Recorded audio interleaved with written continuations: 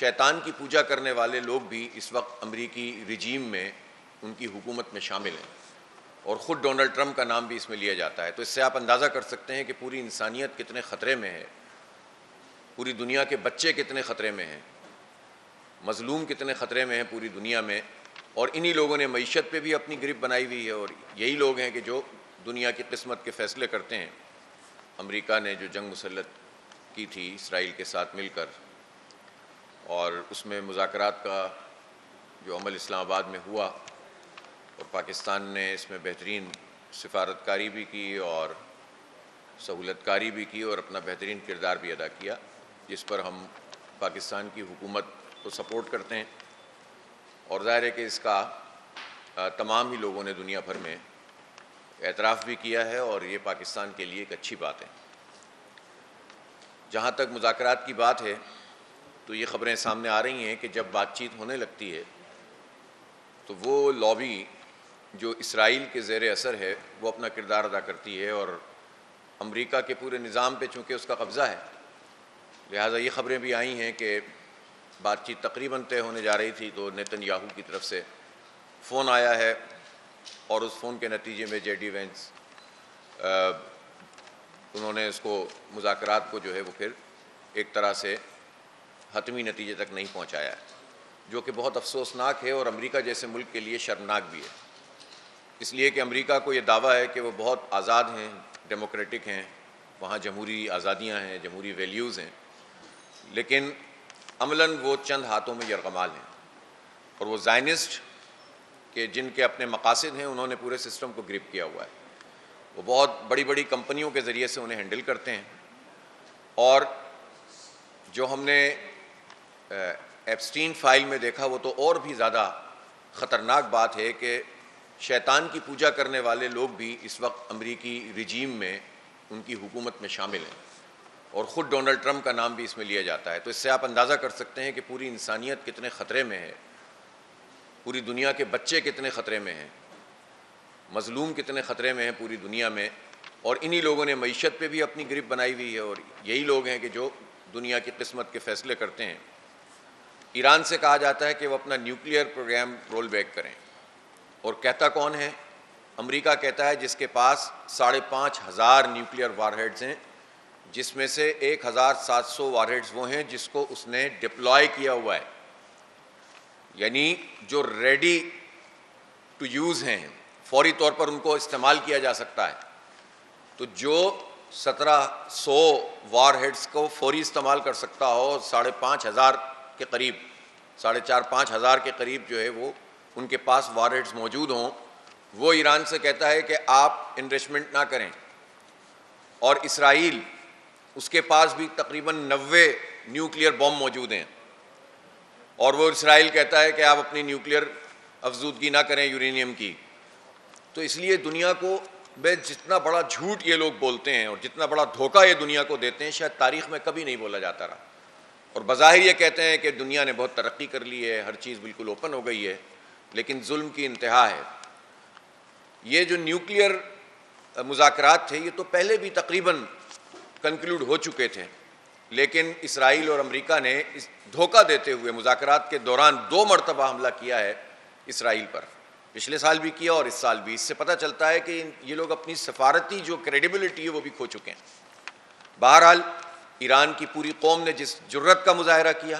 ان کی لیڈرشپ نے جس ہمت کا مظاہرہ کیا، اور خاص طور پر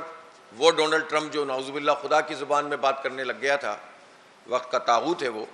اور اس نے یہ کہا کہ ہم تہذیب مٹا دیں گے، ہم شناخت مٹا دیں گے، تو یہ ایرانی قوم تھی کہ جس نے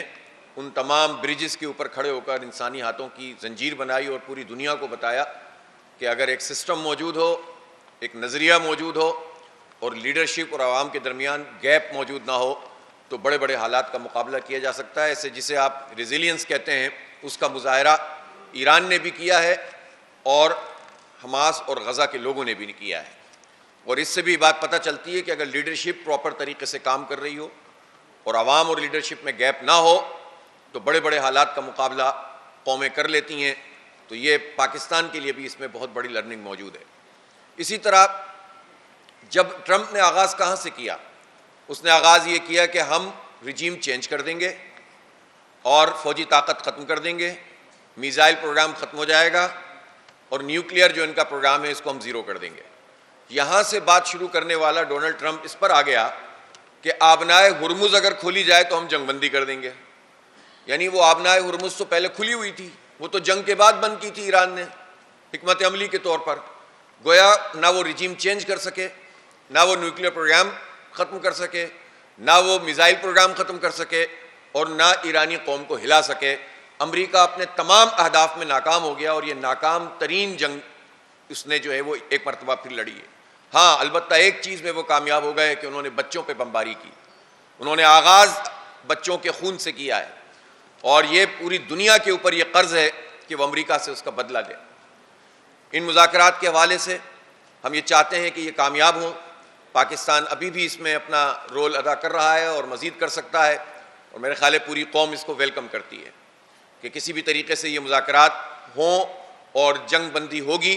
تو دنیا بھر میں جو پریشانیاں ہیں وہ ختم ہوگی۔ لیکن جو ٹرمپ نے کیا ہے وہ کیا کیا ہے؟ یعنی اس نے تو خود ہی ناکہ بندی کر دی ہے آبنائے ہرمز کی، جس کو کھلوانے کے لیے اس نے اعلان کیا اسی کو جو ہے اس نے خود بند کر دیا ہے، اور اس کے نتیجے میں پوری دنیا کی معیشت کو خطرہ پیدا ہو گیا ہے۔ اس میں چائنا کو اور رشیا کو اپنا بھرپور کردار ادا کرنا چاہیے، اور امریکہ کو مجبور کرنا چاہیے کہ وہ پیچھے کی طرف ہٹے اور امن کا راستہ اختیار کرے، ورنہ تباہی ہے پوری دنیا کے لوگوں کے لیے۔ اس لیے جو مذاکرات ہیں اس میں اہم بات یہ ہے کہ کوئی بھی اپنی طاقت کے نشے میں انسانیت کو کچلنے کی بات نہ کرے۔ باوقار طریقے سے ایرانی قیادت مذاکرات کر رہی ہے، اور ہم اس کو اپریشیٹ کرتے ہیں کہ انہوں نے اچھے طریقے سے اپنی قوم ہی نہیں بلکہ پوری دنیا کی انسانیت کا مقدمہ لڑا ہے۔ البتہ جو لبنان میں اسرائیل نے حملہ کیا ہے اور ابھی تک ان کی دہشت گردی جاری ہے، اس پر زیادہ گفتگو نہیں کی جا رہی، جو افسوسناک ہے۔ اس پورے پیکیج میں لبنان کو شامل ہونا چاہیے، ورنہ ایک طرف آپ جنگ بندی کریں اور دوسری طرف آپ قتل عام کرتے رہیں، جینوسائیڈ کرتے رہیں، تو کس طرح سے دنیا میں امن قائم ہو سکتا ہے اور کیسے دنیا کی معیشت ٹھیک ہو سکتی ہے؟ لہٰذا جو ہزاروں کی تعداد میں انہوں نے لبنانی لوگوں کو شہید کیا ہے، اس کا حساب بھی اسرائیل کو دینا پڑے گا۔ اسرائیل کی کوئی طاقت نہیں ہے اگر مسلمانوں میں خاص طور پر اتحاد پیدا ہو، اور اب تو پوری دنیا میں امریکہ اور اسرائیل کے خلاف آوازیں اٹھ رہی ہیں۔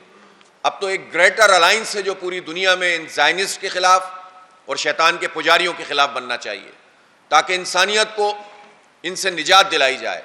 اور اس میں خاص طور پر مسلم ممالک اور پاکستان کو اپنا رول ادا کرنا چاہیے۔ صرف مذاکرات نہیں بلکہ تمام لائک مائنڈڈ لوگوں کو اور باضمیر انسانوں کو جوڑنے کا ایک فریضہ انجام دینا چاہیے۔ اور ہم یہ سمجھتے ہیں کہ یہ وہ موقع ہے کہ جو پاکستان اور سعودی عربیہ کا جو ڈیفنس پیکٹ ہے، اس میں ایران کو، اس میں ترکیے کو اور خلیجی ریاستوں کو شامل کیا جائے، جس کے نتیجے میں وہ طاقت بنے گی جس میں پھر ضرورت نہیں رہے گی کہ امریکی اڈے آئیں اور اسرائیل کا تحفظ کریں۔ خلیجی ریاستوں کو بھی یہ بات اچھی طرح سمجھ میں آ گئی ہے کہ امریکی اڈے ان کا سرمایہ تو کھا سکتے ہیں، ہزاروں ارب ڈالر کی لوٹ مار تو کر سکتے ہیں، تحفظ کے نام پر ان کو برباد تو کر سکتے ہیں، لیکن ان کا تحفظ نہیں کر سکتے، اور یہ اگر تحفظ کر سکتے ہیں تو صرف اسرائیل کا کر سکتے ہیں۔ اس لیے ان خلیجی ریاستوں کو بھی اپنی پالیسیوں کو ریوزٹ کرنے کی ضرورت ہے، اور اس میں بھی پاکستان ایک اہم کردار ادا کر سکتا ہے۔ سعودی عرب نے اس پوری جنگ کے دوران جس تحمل کا مظاہرہ کیا وہ بھی قابل تحسین ہے، اور میرا خیال ہے یہی وہ تحمل ہے جس کے نتیجے میں ہم مزید تقسیم ہونے سے بچے، اور اب ضرورت اس بات کی ہے کہ یہ تمام ریاستیں اکٹھی ہوں اور دشمن کے مقابلے میں اپنی ایک ایسی حکمت عملی بنائیں جس میں ہم لانگ